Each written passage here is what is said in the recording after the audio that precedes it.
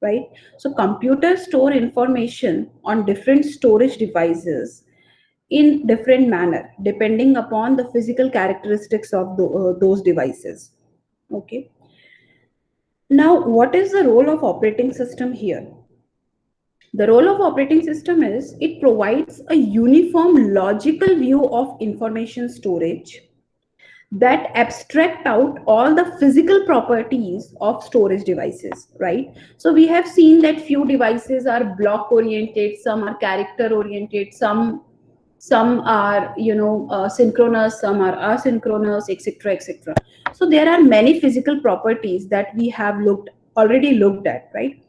Now, what is file? File is a logical storage unit or an abstraction which is provided by an operating system to hide all the physical differences in the characteristics of storage devices. So, no matter what the storage device you are using beneath to store the information, there is this OS which will provide a uniform logical view to the information, and it is called as file. Okay, and it is the storage unit of information in our computer.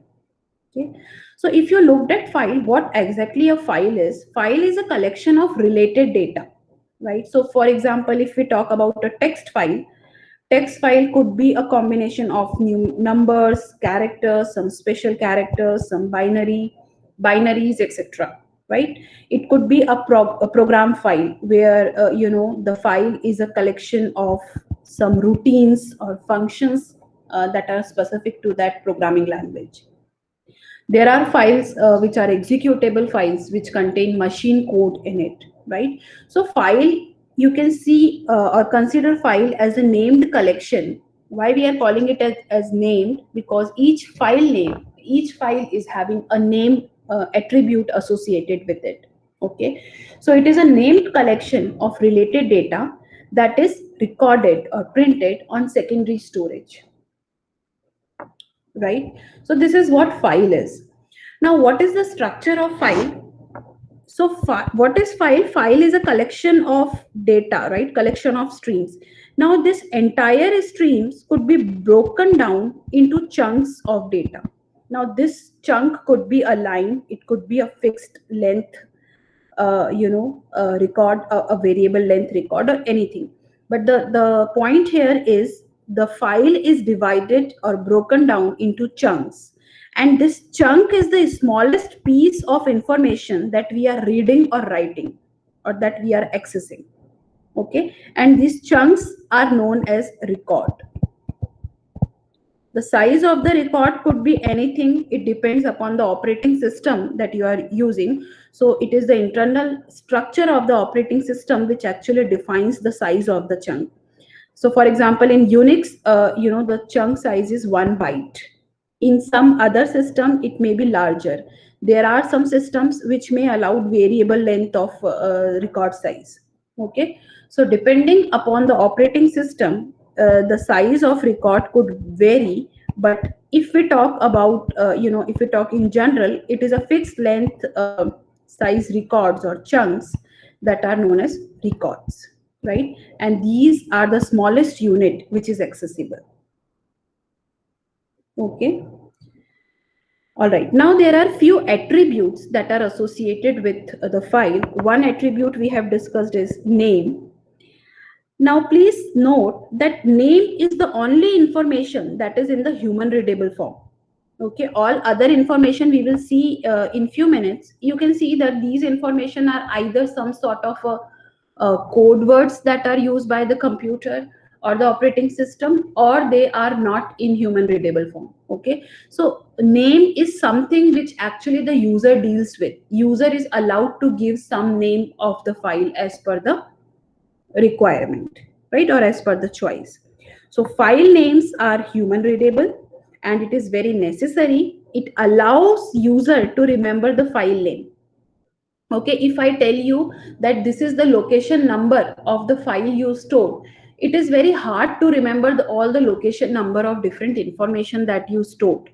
But it is very convenient to say that, okay, I stored lab assignment or OS lab 08.c, And there is another file labos07.c. You, by the name itself, you can identify that this file is having the information which is related to lab assignment number 7, and this is related with lab assignment number 10. Okay, so names are actually make us remember the data that we have stored or the information that we have stored in the file, right? So name is an important attribute which is human readable. Length of the name, again, it depends upon the operating system. So name length actually limits the amount of description you can use for any particular file. Okay, so generally it is advisable not to give too big name so that it is difficult to read. Okay, not to give very small or common like A, B, C sort of a name, which will actually create confusion, right? So the name should be a little bit meaningful. Generally, Unix allow 255 characters of nomenclature. Okay, you can use 255 characters to name a file, right? Again, now whether this file name is equal to this file name is equal to this file name. So this case sensitivity is also depend upon operating system, how it is behaving or towards the name nomenclature. Then what characters are allowed in the name, that also depend upon the operating system. So for example, Unix does not allow spaces in the file name, whereas Windows allows spaces in the file name. There are some characters which are allowed by Unix are not allowed by Windows. There may be possibilities that there are some restrictions. So for example, you cannot start the file name with a digit. You can use digit in between, but you cannot start the file name with a digit. So these are some of the properties that, depending upon the operating system, may varies in nomenclating the file. Okay, so name is one attribute. The second attribute is type. Now, what do you mean by type? Type is needed for the system that support different types of files, right? So actually it indicates how the operating system handle the file. So for example, if it is if it is .txt file, it can be opened for reading and writing purposes. If it is, say, maybe some .out file, it may be a executable file. If it is a exe file, it may be a executable file that you can execute. So depending upon the type of the file, operating system knows how to handle this file. Okay, so for example, if we talk about Unix, it supports 3 types of file system, file types. Okay, so one file are directory files. So these are the files which contain information or metadata about other directories or other files. There are device files which are specific to devices, and then there are regular files, right, that the user can create. And in Unix, it is up to the application to support which file type. So for example, Java compiler will looks for .java files, C compiler will looks for .c files, etc. Right? On the other hand, Windows support many other types of extensions like .doc. Okay, so this type is represented by extension. So whatever we write after the dot, this is known as extension of the file or type of the file. Okay, so it supports .doc, .batch. For batch files, it says .bat, etc. Right? So this is another attribute, the second attribute, type information. Then there are some other metadata. For example, location information. Okay, it is the pointer to the location where the file is stored, or the starting location of the file on the device. Okay, so that is the location information that is stored. There is size information, which will tell about the size of the file. Okay, there are some protection bits to control who can read, who can write, who can execute the file. We will see this in more detail. Then there is information related with time, date, and user identification. It is used for data protection and security. Okay, and also help in monitoring or keeping the logs of when and who is accessing the file. Okay, so all the information about the file are kept in the directory structure, which is maintained on the disk. So whatever we are discussing, the file attributes, these file attributes are maintained in the directory structure. So the files are actually maintained by a directory structure that we will have a look in a few minutes. So this is how these are the basically attributes of the file. Okay. Now let's see some operations that we can perform on file. However, I hope you all are aware of these operations. Like you all have created a file, writing in a file, reading from the file, right? Delete a file, etc. So let's see in detail what actually happening uh, inside the computer, or what is the role of operating system when we actually instruct the computer to perform file operations. So when we say, or when the OS is supposed to create a file, what actually it does. Okay. So whenever a file is created, file name is placed in the directory structure. So as I told you that all the files are maintained in the directory structure. Now what is directory structure? Directory structure is nothing you can think of as a file which actually have information about other files and directories. Okay, so it has some information, say file name and maybe the location of the file, suppose, right? So whenever you create a file, you have to make an entry in this directory structure, okay, about the name. So file name should be entered in the directory structure. We will discuss about this directory structure a little later in the lecture. Then the second, so this is the first thing that OS needs to do. The second thing is it has to find a space on the disk to store the information which the user will going to write in the file. Okay, so this is our hard disk. This is the actual hard disk. The second job is to find some space in the hard disk to store the file. Okay, once the space is found, the information about that space or the location information needs to be entered in this directory structure, and other metadata which are associated with the file are also get recorded. For example, creator information, permission information, date, time, whatever we have discussed, all the attributes needs to be recorded. Okay, so operating system will record all the other metadata which are associated with the file, and then finally the file is ready to use.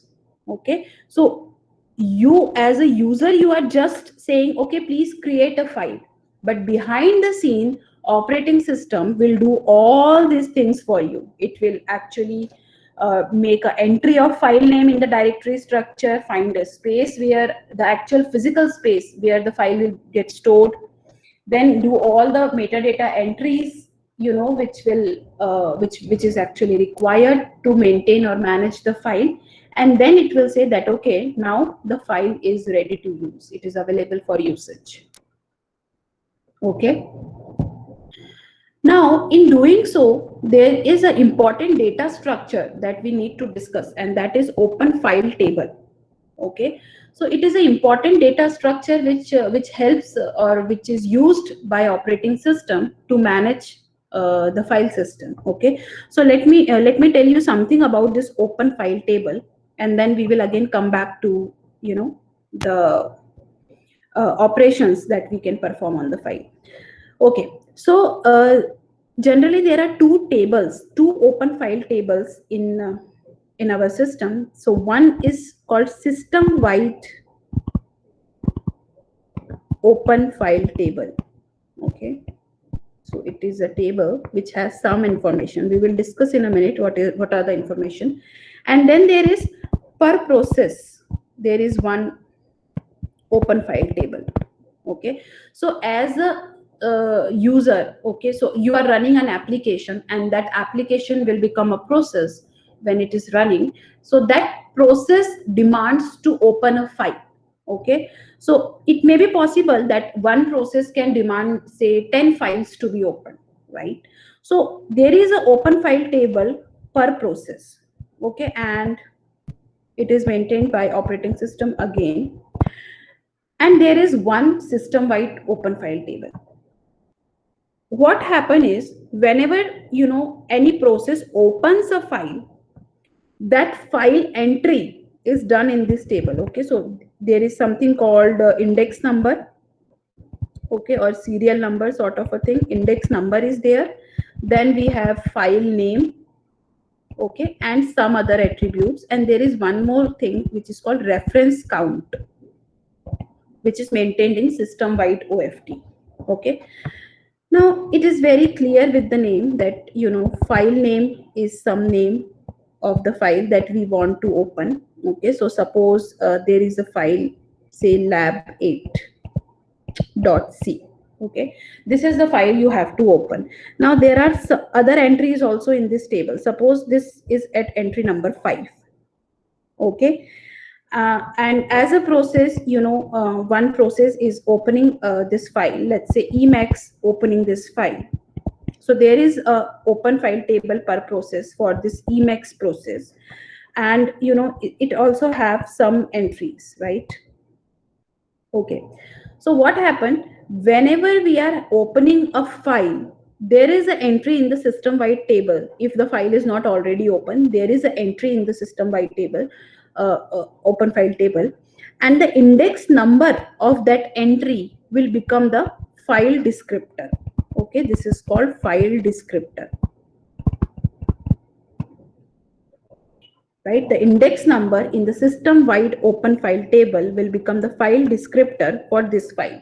Now whenever the process says that, okay, I would like to access the file, it gets that descriptor. Okay, so here, you know, somewhere we are having an entry of file descriptor and it says 5, or actually it is a pointer to this location.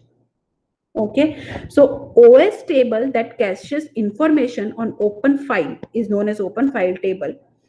It prevents having to read file information from disk on every access of the file.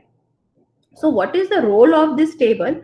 It actually caches all the information related to the file into this open file table. Okay, so suppose if there are two processes and both want to use or read a same file, there is no need to do the disk access again and again for the same file, or to read the same information from disk again and again. Okay, it is already present in the memory, you know, if it is in use. Okay, so it may be possible that there are some other process, okay, which will like to have use this lab8.c file. Okay, so it also get the reference of same, you know, file descriptor or the same entry which is there in the table. Right, so open file table prevents having to read file information from disk on every access. Now file descriptor is clear, it is the index number in the system wide open file table. There is another terminology which is called file pointer. Okay, so it is also important. File pointer, what is file pointer? File pointer indicates user current location in the file. So file pointer is something which is specific to the user. Okay, so this file pointer entry is in the per process open file table. Okay, process specific open file table, and it shows that where the next read or next write is need to be performed. Okay, so it may be possible that in this particular process we already reached to record number 40. Okay, or maybe the next record that we need to read is record number 40, and this is also using the same file, but here suppose we are reading record number 22. Okay, so this file pointer is the thing which will actually tell you that what is the current location of this particular process in the file, or this particular user in the file. Okay, whereas file descriptor is the index of the file in the open file table. Okay, so an entry in the open file table include starting location of the file on the disk and the file pointer. Okay, so this also contains start location and the file pointer, right? And file descriptor is returned, I mean it is just a pointer where this file information is located system wide. Okay, so this is the data structure which is used. Open file table is a data structure which is used by operating system to manage the open files. Okay. Now let's see what happened when we opening the file. Okay, what operating system will do. So operating system will search for the file in the directory, right? So we already are aware that there is a directory and there is a file name written in this directory. So with this directory structure, we have to go through this directory structure, which will actually tell us what is the location of the file. Okay, so once it is done, then starting location of the file is recorded in the open file table. As a second step, what operating system will do, this location is copied in the open file table. Okay, and then it will set the FP to 0, that is beginning of the file, because we are just opening the file for the first time, right? Then file descriptor is returned to the user, and that is now used to access the file. Okay, so for any other further processing on the file, we will use file descriptor. So if you remember, in your C code, you generally write this line. So whenever you have to open a file, you need a file descriptor, a file pointer. You have to write a open function where you will give file name and the mode in which you have to open. So what is this FD? This is the file descriptor. Okay, this is the entry or index number in the open file table. Okay, and we will use or we will access the file using this file descriptor. Okay, whereas file pointer tell us from where to perform read and write operation, and file descriptor is actually pointing to the file that we are accessing. Okay, so there is a difference between the two. Right now, it may be possible for multiple user to open a file, but only one entry in the open file table, right? We already discussed there will be only one entry. Each user keep its own copy of file pointer. Okay, because each user may be on different places in the file, so each one of them are having their own copy of file pointer. Okay, but the file descriptor will point, but there is only one entry in the open file table for that particular file, right? And obviously there are certain rules that we have to take care if there are reading and writing done simultaneously on a file. Okay, now what happened when we close the file? So when the last reference to the file is closed, file is removed from the open file table. Now what do I mean by last reference to the file? So if you remember, in our system-wide open file table, there is a reference count. Okay, so right now there are two processes which are using this file. So the reference count is 2. If there is one more process which would like to read or write on the same file, the reference count will increase by 1. Whenever any process closes the file, the entry is deleted from its specific process open file table, and in the system-wide file table, the reference count is decreased by 1. Okay, so if the process keeps on closing the file, the reference count keeps on decreasing. Okay, and once the reference count is 0, then we will remove the file from the open file table, from the system wide open file table. Okay, are you getting the point? Okay, so once it becomes 0, it means there are no process which are now referring to this file, and at that time the entry is deleted from the system wide open file table. Okay, all right. So okay, so before closing, make sure that all the changes that are written in the memory are written back to the disk. Okay, so all the reading and writing is done by through the memory. Okay, so let me show you a deleting example. So need to reclaim all the blocks on the disk. So if you have to delete the file, what you have to do, you have to reclaim all the blocks that are associated with that particular file. You have to free these blocks, right? So this is the one thing you have to do. Also need to remove the file from the directory structure. You have to remove the file from directory structure. You have to remove the file from open file table. You have to remove the file from or all the disk blocks that are associated with the file. Okay, so it may be possible that there are multiple references to the file. In that case, operating system will give you the warning or the error that the deletion could not be performed. And you might have come across this thing, right? So for example, if there is a command to delete the file, operating system will also check in the open file table whether there is an entry, whether any process is referring to this file. And you might have observed that when you open a file and then try to delete that file, you are not allowed to do that, right?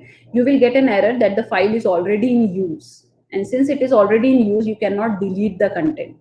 Okay. So all these things are taken care of. And Unix will delete the file only if there are no more references to the file, whether the read references or the write references. There should not be any references to the file if you are deleting the file. Okay. So these are the operations that can be performed on a file. So these are the different file types: executable, object file, source code, right? So I hope you all are aware of different file types and their functions. Okay. Now till now we have seen what are the operations that we can perform on a file. Okay. Now let's see how we can actually access the file. So in all these operations that we have looked at, we are actually accessing the file. Okay. We have to open the file, we may be writing to the file, we may be reading from the file, we are deleting the file. So we have to access the file. Now, what are the possible methods in which we can access the file? So there are three popular methods which are used. The first method is sequential method. Sequential method is the simplest method, where you have to go through all the records in the order in which they exist, okay, to read the or to do any operation. So for example, if you have to read nth record of the file, you have to read 0th record, 1 record, 2nd record till n minus 1th record. Okay, you have to read all those records. Why? Because this is a sequential access. You cannot directly jump to nth record. You have to do a sequential access, right?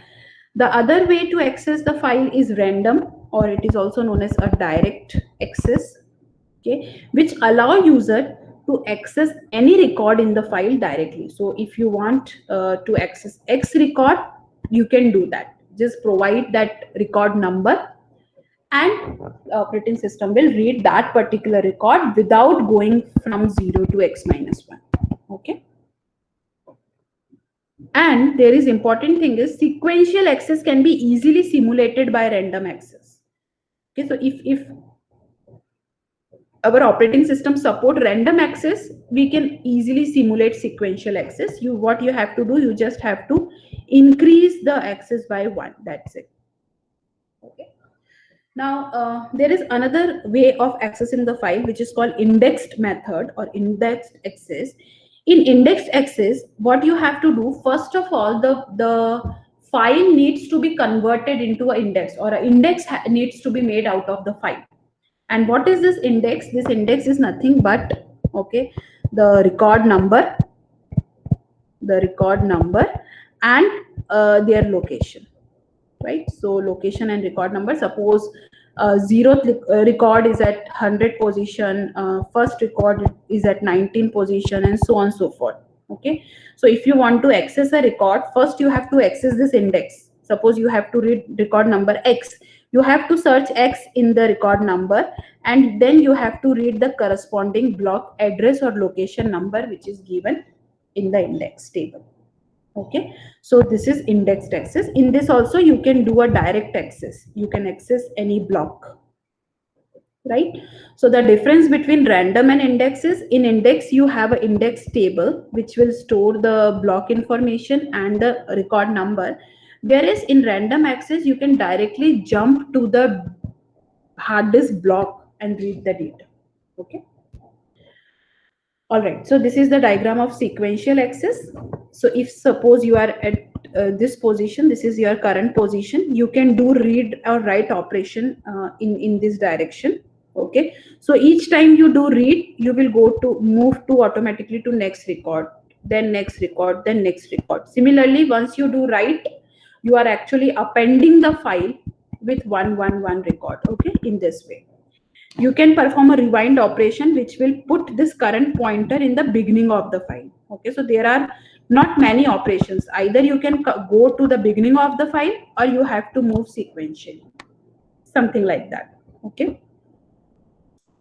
Whereas in case of direct access, you can ask the user, where should I put my current pointer? If it says put current pointer on nth block, then you can set the value of current pointer at nth block, and then you can read that block directly. Okay. Now we have discussed that if any operating system support direct access file method, it can automatically, the sequential can be made out of it. Okay, and that is very simple and intuitive. So in sequential access, we are having an option of reset, read next, and write next. That's it. No other operations, right? So what do we mean by reset? Reset means set the current pointer to 0, that is beginning of the file. Read next means you just read the CP, whatever is the current CP, increase the CP by 1. Okay, so in this way you read this position, then read this position, then read, and so on. Same for write. Okay, so sequential access can be easily simulated by direct access method. Okay. All right, and this is about indexed file example, where you have index on some particular field, and whenever you have to access the file, just search for that index, and then you are having the record number or the block number, which will actually tell you the which will actually take you to the original data that you have to read or write. Okay. Okay, so now the choice of access type, how you are accessing the file, whether it is a sequential access, whether it is a random access or what, it actually affect the performance of the file system, right? So for example, when you are dealing with say compiler, sequential access is much more useful. Why? Because in compiler, what compiler will do, compiler will read the source file in the sequential order. Okay, so if these are the applications, then go for sequential. If you are writing in an editor, generally the writing will occur block by block in a sequential order.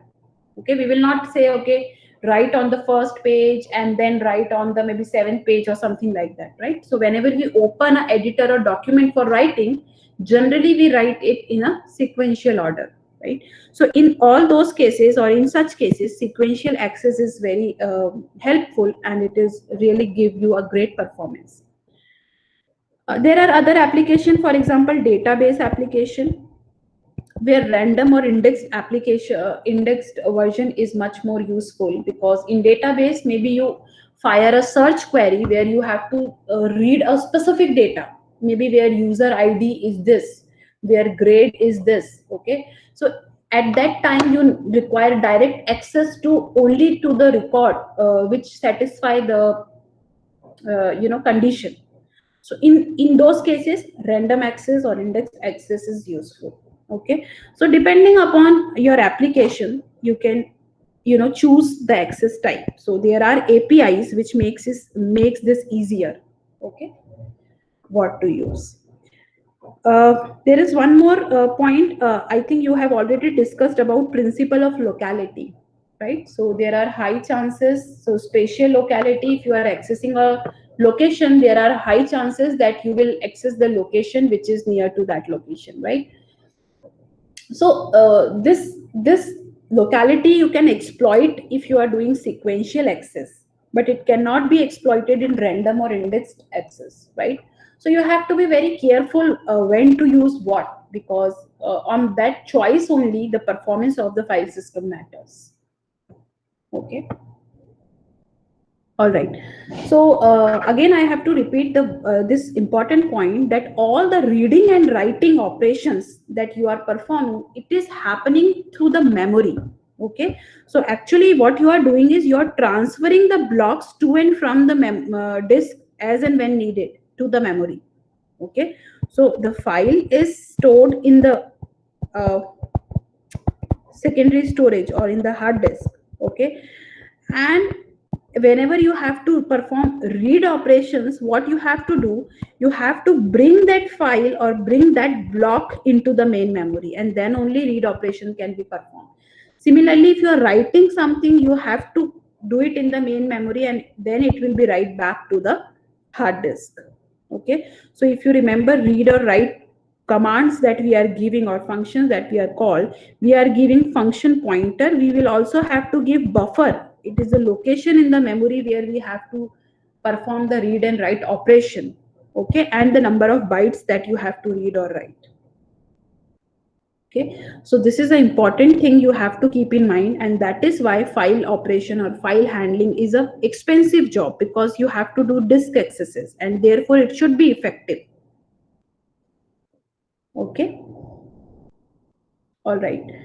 And there is one more operations that we have seen is repositioning within the file. So there are system calls like seek and all. What they will do, they will actually jump to a specific location. So when we talk about random access, how random access is implemented, it is implemented through seek system call. In this, what we will do, so if you remember in the open file table, which is per user open file table, we have something called file pointer. File pointer is the location which will tell us that what is the next record number that we have to read, or what is the block that we have to read next or write next, right? So seek system call will actually update this file pointer. Okay, so if I say I have to read nth block, the value of fp will change to n, no matter what it is previously. Okay, whereas in sequential it will increase by 1 every time after every read or write. Okay, so this is all about files.